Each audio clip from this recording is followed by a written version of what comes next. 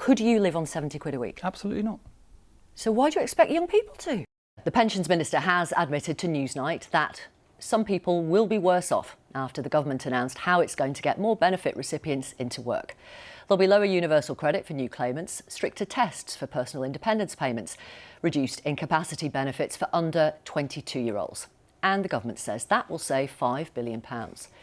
Charities for disabled people say the impact could be devastating. And I spoke to the Department for Work and Pensions Minister Torsten Bell and asked him first who the losers were from today's announcement. Well, there will be some people that lose out from today's announcement. And who are they? Well, I'm coming on to that. We've got a system where our disability benefit, personal independence payment, is seeing 1,000 people a day coming on to it, and that's far higher than was ever intended. So we are having to reduce the eligibility for personal independence payments, and those people will be worse off. But what we're making sure we do is to protect those people, make sure they get more support, both if they're people that are already receiving personal independence payment, but also for those that aren't receiving it in the future, because we need to make sure that people have the support, not necessarily just to work, but for daily activities, for volunteering, and at the moment, they get far too little of that. So the current system is writing far too many people off, and we need to put that right. Are you OK with making people worse off? Well, I'm OK with saying this system has to change. Our manifesto Are you OK with making people worse off? Well, what I need is to deliver a sustainable benefit system. Again, when it comes to personal independence people, well, it is because 1,000 people a day... that wasn't my question. Are you OK with making people worse off? Well, I'm OK with building a sustainable system, because if it's not there for people in the long run... And if it means people are worse off, then so be it. No, in the long run, I think this is what will make people better off. More people will be working and will be able to sustain... I'm really confident the evidence shows that. We published assessments in the recent past showing a 10 percentage point rise in the employment rate for people that are provided with active support. And at the moment, we are writing off millions of people and saying no support, no conversation, no help to work. And that is not a way to run a country. Shall I give you the verdict of the think tank that you recently led, the Resolution Foundation?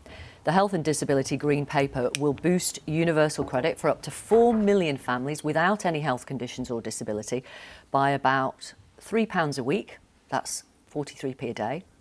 But these tiny gains are overshadowed by reforms that risk causing major income losses for those who are too ill to work or those who no longer qualify for disability benefits. The number of people claiming PIP will still be rising after these changes, so will the total spending on personal independence payments. It is true that we're tightening the eligibility, so the rate of growth in the number of people claiming PIP will slow. That's absolutely true, and I've been completely straight with you about that. So that means that some people who might have qualified won't. But that won't happen overnight. For those that are already claiming it, they won't be reassessed until the point at which they were meant to be reassessed anyway, and we're consulting on what extra support they need to be given. But people who are defending the status quo are defending a system that is writing off millions as too sick to work when many of them want to work. You haven't mentioned young people. Young people under the age of 22 who fall ill in the future will lose support from a huge scaling back of incapacity benefits, so says the Resolution Foundation, leaving them with potentially around £70 a week to live on. What do you think they're going to do? We've got a benefit system that says if you can't come in and prove you're too sick to work, then you will receive an absolute minimum level of support. So there's a very strong incentive to prove you are too sick to work and then write you off once you've done that. And the idea that we're doing that to 20 and 21-year-olds when we know the long-lasting damage from being out of work in the early years of your career is incredibly large, and we know the working makes a big difference actually to your physical as well as your mental health. You've covered this repeatedly on your show in terms of what that is doing, both in terms of their mental health, but actually in terms of their long life chances. The hope is they'll get a job.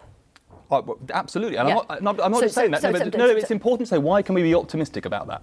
Because programmes we can see working, 10 percentage points higher employment rates for where we've put interventions in place. No other country in the G7 has seen their employment rate come down since the pandemic. It is our failure that we must put it right. It is not inevitable that we see these levels of inactivity. Fair enough. But in the meantime, some young people are going to be living on around £70 a week. No, people with significant disabilities will be protected.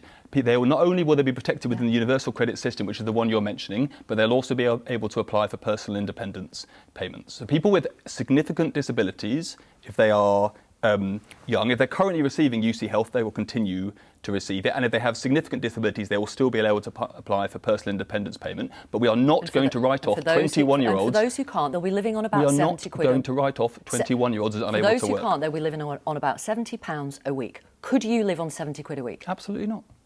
So why do you expect young people to? We won't. We provide housing benefit as well, and we'll provide personal independence payments. This is cash in their pocket. This 70 So quid are the cash things I a just week. mentioned to you. So are the things I just mentioned to you. That's how the benefit system works. If people need help with their rent, they receive that as well. If they need support with a disability, personal independence payments is there for that as well. So to buy food, to pay bills, yes, 70 quid a week. You've just told me you couldn't live on that.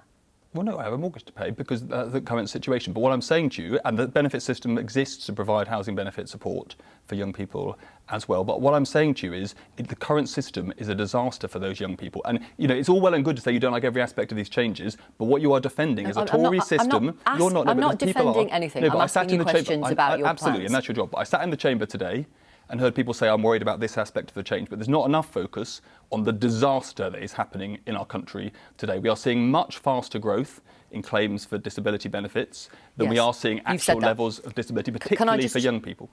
Liz Kendall said in the Commons today, there will always be people who can never work because of the severity of their disability or illness. Under this government, the social security system will always be there for people in genuine need. There are people watching you now who are frightened and who want to know if, for example, somebody with MS, are they someone in genuine need? So I totally understand that some of the reporting over recent weeks will have made people worried, and I am sorry about that. It's a very significant issue. I spent last Friday talking to people in a support group for people with mental ill health, and yes, people are worried, but what I would say is we're partly worried because people know that we have a system that is a mess. Former Shadow Chancellor John McDonnell said today in the Chamber, the reality is that trying to find up to £5 billion worth of cuts by changing the PIP rules will result in immense suffering, and we've seen it in the past, loss of life.